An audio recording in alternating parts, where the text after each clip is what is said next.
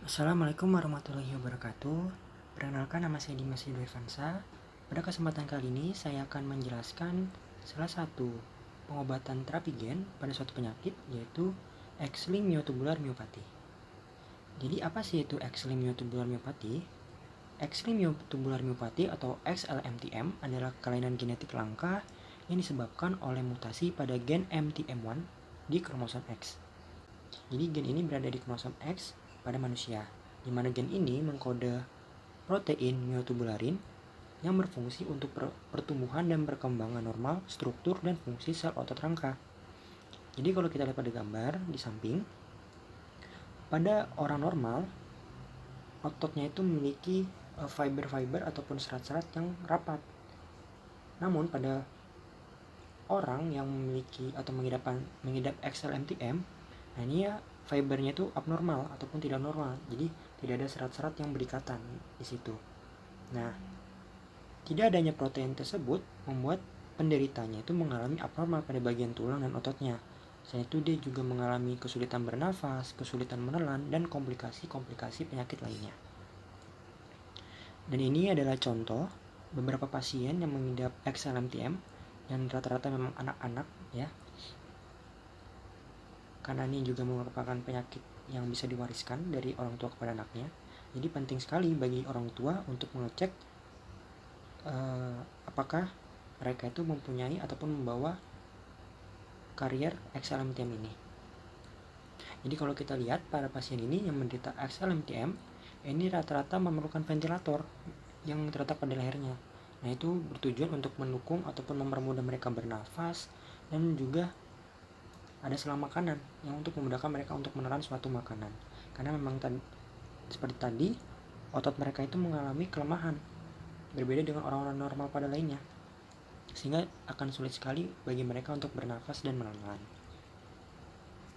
Nah, XLMTM ini dapat diwariskan dari orang tua kepada anaknya. Jadi seperti yang kita ketahui bahwa laki-laki itu hanya memiliki satu kromosom X dan perempuan itu memiliki dua kromosom X. Nah, karena wanita memiliki dua kromosom X, varian patogen ataupun mutasi perlu terjadi pada kedua salinan gennya ataupun kromosomnya, sehingga dapat menyebabkan suatu penyakit. Sedangkan pada pria yang memiliki satu kromosom X, varian patogen atau mutasi itu cukup dalam satu salinan saja untuk menyebabkan suatu penyakit. Nah, ini seperti penyakit XLMTM yang berada pada kromosom X. Jadi jika seorang pria dengan penyakit terkait kromosom X menikah dengan seorang perempuan yang tidak terpengaruh penyakit terkait kromosom X, nah kemungkinan mereka itu tidak dapat menularkan penyakit tersebut kepada putranya. Jadi 0% kemungkinannya. Sedangkan 100% kemungkinannya itu mereka itu dapat menularkan kepada putrinya. Jadi si putrinya itu akan menjadi karier karena kan hanya satu kromosom X saja yang mengalami mutasi. Namun jika seorang wanita yang membawa ataupun sebagai karier terkait mutasi kromosom X itu menikah dengan pria yang tidak terpengaruh mutasi kromosom X, maka mereka memiliki peluang masing-masing 50%. Satu dalam dua itu memiliki anak laki-laki yang mengidap penyakit. Anak laki-laki yang mengidap penyakit kemungkinan 50% yang mengidap dan 50% yang tidak mengidap, dan juga memiliki peluang 50% anak perempuannya itu sebagai karier lagi dan 50%-nya tidak sebagai karier. Namun jika anak laki-laki adalah orang pertama dalam suatu keluarga yang menderita penyakit ini, kemungkinan varian patogen ini diturunkan dari ibu atau mungkin terjadi secara kebetulan untuk pertama kalinya pada si anak. Lalu pengobatan apa sih yang dapat dilakukan? Nah, salah satu pengobatan yang dapat dilakukan adalah melalui gen terapi atau terapi gen. Jadi pada penyakit XLMTM ini, terapi gen adalah kandidat pertama untuk pengobatannya. Pendekatan ini dilakukan untuk mencapai pengobatan satu kali melalui injeksi intravena dengan pemberian vektor yang membawa gen MTM1 fungsional. Jadi vektor yang digunakan ini adalah adeno-associated virus. Nah, tujuannya adalah untuk meningkatkan produksi protein myotubularin yang memungkinkan otot kembali berkontraksi dan pada gilirannya memberi pasien kemampuan untuk bernafas dan menelan sendiri. Jadi kalau terapi gen ini berhasil, kemungkinan besar si pasien ini akan kembali dapat memiliki otot rangka yang sempurna dan juga dapat bernafas, dan juga menelan makanan dengan mudah. Nah, untuk terapi gen sendiri, untuk penyakit XLMTM ini saat ini sudah masuk ke tahap uji klinik.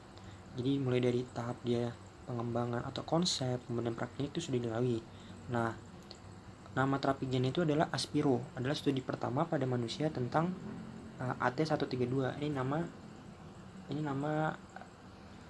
terapi gennya yang diinjeksikan, yang diberikan secara intravena melalui tadi vektor adenoacetate-virus 8 rekombinan yang telah dimasukkan gen terapeutik MTM1 fungsional, sehingga nantinya diharapkan dapat meningkatkan transduksi otot dan promotor virus otot untuk ekspresi terbatas jaringan.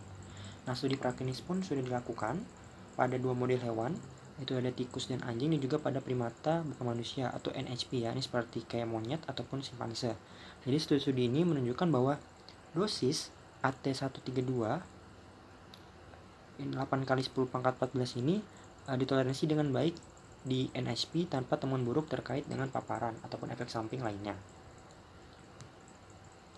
Dan ini adalah gen delivery systemnya. Jadi mereka menggunakan mekanisme in vivo di mana tadi si gen MTM1 fungsional itu dimasukkan ke dalam vektor adenoacetate virus. Nantinya vektor ini akan diinjeksikan ke dalam tubuh manusia, sehingga nanti dia akan menuju sel target dan akhirnya akan mengekspresikan si protein tadi, protein myotubular, dan diharapkan dia dapat membuat otot yang lama menjadi kuat ataupun sempurna kembali. Lalu apa saja sih biotik dan biosafety atau keamanan IT dari terapi gen XLMTM ini? Jadi ditemukan bahwa 4 pasien ataupun penderita dari terapi gen AT132 ini mengalami kematian pada gen terapi studinya. Nah, hal ini mungkin di luar harapan peneliti, karena memang pada uji praklinis itu tidak ditemukan efek samping apapun. Nah, tentunya ini menjadi tanggung jawab bagi si dokter, peneliti, dan juga orang tua pasien ya. Karena memang kan tujuan dari penelitian ini memang diharapkan dapat ditemukan terapi yang potensial sehingga si pasien itu dapat sembuh dan juga dapat berguna bagi masa depan nantinya, sehingga nanti bagi pasien yang baru mengidap XLMTM dapat segera disembuhkan ataupun dapat segera diatasi. Tentunya ini menjadi satu tantangan untuk kedepannya agar dilakukan terapi yang lebih aman dan lebih ditekankan kembali nih, kira-kira apa saja sih faktor-faktor yang menyebabkan kematian tersebut sehingga tidak terjadi pada penelitian-penelitian berikutnya. Oleh karena itu penting untuk adanya informed consent bagi si pasien ataupun bagi keluarga pasien. Kemudian juga penting memperlakukan subjek penelitian ini dengan baik, di mana keselamatan subjek itu memang yang paling utama dibandingkan yang lainnya. Dan juga di sini penelitian yang dilakukan harus memiliki manfaat yang lebih besar daripada resikonya. Jika memang tadi resikonya lebih besar seperti tadi menyebabkan kematian sampai 4 orang, lebih baik penelitian ini dihentikan terlebih dahulu dan kita melakukan studi-studi menggunakan hewan untuk mengetahui nih apakah ada efek samping yang mungkin nantinya akan terjadi pada manusia. Dan peneliti juga harus mengemukakan hasil penelitian itu dengan jujur dan transparan, tidak boleh ditutup-tutupi. Jadi sebelum dilakukan penelitian pun peneliti dan tim dokter harus memberitahu nih keberhasilannya itu berapa persen, kemudian efek sampingnya pada pasien itu apa saja, dan nantinya siapa yang bertanggung jawab jika terjadi apa-apa terhadap pasien. Itu harus dikemukakan atau diberitahukan terlebih dahulu. Dan juga harus dilakukan uji praklinis dan uji klinis untuk memastikan keamanan terapi gen tersebut. Dan juga mengenai studi keamanan, kemampuan toleran, dan efikasi dari metode terapi gen yang digunakan. Seperti tadi dilihat bahwa dosis mana sih yang paling tepat dan mana sih dosis yang paling aman ketika kita lakukan di manusia ataupun hewan nantinya.